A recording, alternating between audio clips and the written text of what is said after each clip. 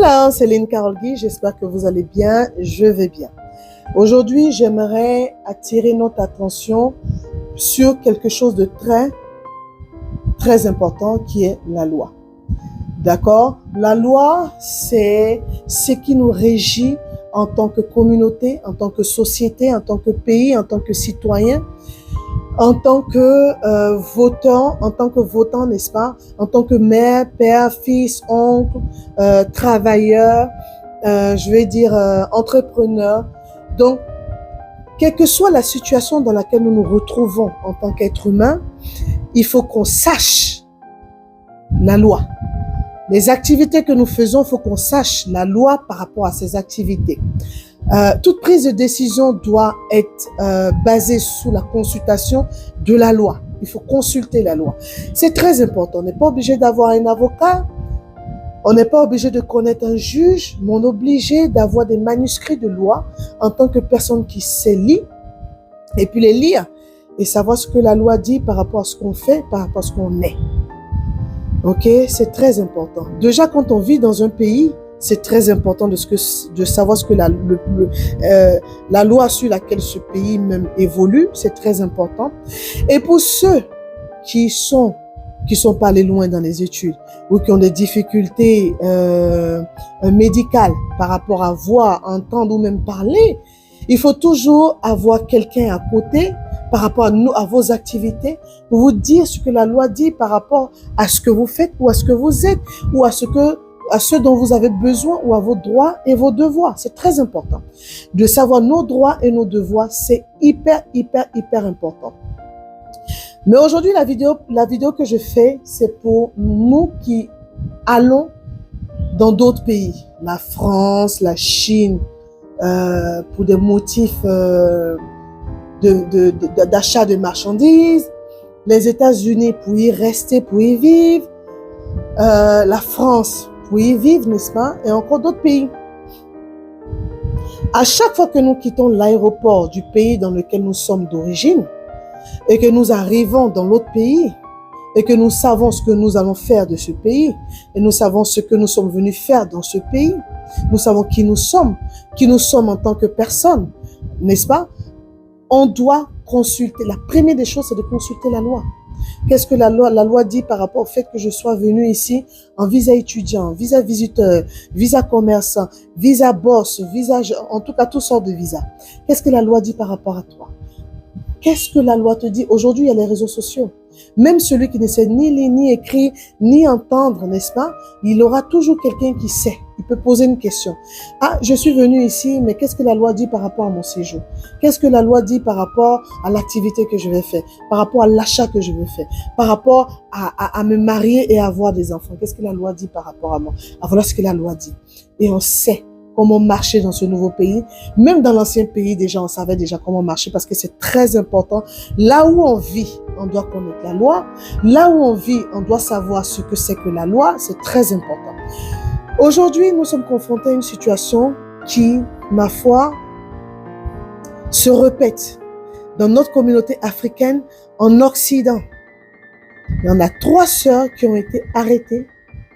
3 belles jeunes sœurs qui sont parties aux États-Unis pour se chercher. Je ne sais pas si parmi elles, il y en a qui ont des diplômes ou qui sont éduquées. Mais je sais tout simplement que ce sont des femmes qui sont allées se débrouiller et de la manière la plus légale, qui est le salon de coiffure, coiffer, n'est-ce pas, rendre les femmes belles. Et ça, c'est un secteur d'activité qui rapporte beaucoup d'argent à nos sœurs qui ne sont pas allées loin dans les études. Donc, aux États-Unis, nous avons une catégorie de femmes qui aiment bien ce secteur-là. C'est généralement ceux qui sont pas allés loin dans les études. Et elles se font beaucoup d'argent. Elles se font des connaissances. Elles ont même le temps de voyager si elles ont des papiers pour revenir dans leur pays d'origine. Et puis, n'est-ce pas, participer à l'évolution avant même ceux même qui sont allés faire les gros diplômes là. Ces personnes-là sortent vite si elles ont les papiers parce qu'elles ont le pécule, elles ont la thune, elles ont le cash, n'est-ce pas? Et avant, elles avaient plus d'argent que maintenant. Maintenant, il y a même encore celles qui ont fait des études ou celles qui sont allées caler, qui ont fait des études ici, qui s'y mettent. Et en plus de ça, il y a les Américaines noires elles-mêmes qui s'y mettent. Et encore, il y a des hommes qui s'y mettent. Donc, ça fait que le secteur est en train de cracher. Et par conséquent, nos sœurs africaines sont beaucoup oppressées par rapport à ce secteur. On les accuse de tout et de n'importe quoi. Souvent, mais ça va jusqu'à leur hygiène corporelle, à leur intelligence. Ces femmes-là vont là-bas, se font tresser et souvent demandent à ce que ces tresses-là soient défaites parce qu'elles ne veulent pas payer. Donc, on a tellement de drames. Et malheureusement, cette sœur, qui est la propriétaire de ce salon, s'est laissée avoir par toutes les activités dramatiques qui se passent dans les salons de coiffure des femmes africaines. De manière injuste, elles sont abusées, insultées, oppressées. Et souvent même, ces femmes-là vont, elles sortent de leur salon sans payer, n'est-ce pas, le prix des tresses parce que certaines n'ont pas les papiers, elles ne veulent pas appeler la police. Mais j'ai été surprise de voir que notre sœur, non seulement elle n'a pas les papiers, mais en plus de ça, elle n'est pas la seule à ne pas avoir les papiers. C'est qu'elle a 2 personnes qui travaillent avec elle qui n'ont pas les papiers, mais elle se permet de retenir un client dans son salon sans se soucier de ce que ça pouvait lui causer. Que ce soit en Côte d'Ivoire, même dans votre magasin, je ne sais pas quoi, vous n'avez pas le droit de séquestrer, attacher, retenir quelqu'un contre son gré. Pour une histoire où il n'y a pas preuve de crime, où il y a peut-être preuve d'escroquerie, ce sont des condamnations mineures. Et parce que ce sont des condamnations mineures, vous êtes obligé de faire appel à la police. Et avant que la police ne vienne, vous êtes dans l'obligation de prendre la photo de la cliente, de prendre son numéro de téléphone et même son adresse si possible et donner ça à la police. Mais vous n'avez pas le droit de vous faire justice. Dans aucun pays, ça n'existe. Ça n'existe dans aucun pays. Vous n'avez pas le droit de séquestrer quelqu'un. Et encore moins dans le dernier pays au monde où les condamnations sont de malades.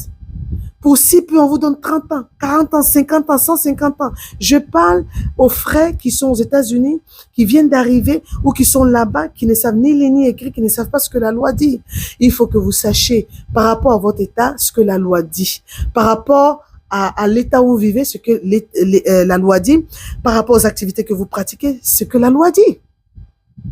Vous ne pouvez pas être aux États-Unis, marié 2, 3, 4 femmes. Ce n'est même pas possible parce que si une vous envoie à la justice, vous êtes passible d'emprisonnement. La loi est très importante, que ce soit lettré ou pas lettré. On est dans l'obligation de savoir ce que la loi dit. Et ça, là, ce conseil-là, ça concerne tout le monde. Tous ceux qui vont voir cette vidéo, franchement, mettez-vous à acheter des petits manuscrits ou aller sur les réseaux sociaux, notamment sur Google ou même ChatGPT, pour savoir ce que la loi dit par rapport à là où vous êtes. Ne vous retrouvez pas dans des situations désastreuses. Et au jour d'aujourd'hui, nous avons beaucoup d'Africains qui tournent leur dos vers l'Amérique parce que la France est saturée. Mais moi, quand je regarde ça, je me dis, si on ne les prévient pas, on aura beaucoup de frais en prison. Surtout les jeunes gens, on aura beaucoup en prison. Et la prison là-bas, c'est pas 5 ans, c'est pas 2 ans, c'est pas 3 ans. Pour adultère, seulement quand tu es marié, ça va jusqu'à 5 ans. À plus forte raison, séquestrer quelqu'un ici où on n'allait pas voir de problème, où on n'allait pas voir une condamnation aussi sévère en France, mais aux États-Unis, ça peut aller jusqu'à 10 ans. On dit premier degré de séquestration, c'est grave. Voilà que cette bonne dame, malheureusement, a piqué une crise de colère. Et dans sa colère, dans son ignorance, elle a retenu un Américain natif. Même un Américain qui allait se naturaliser, un Ivoirien ou bien un Africain qui s'est naturalisé, mais un Américain natif. C'est très, très, très, très... Le niveau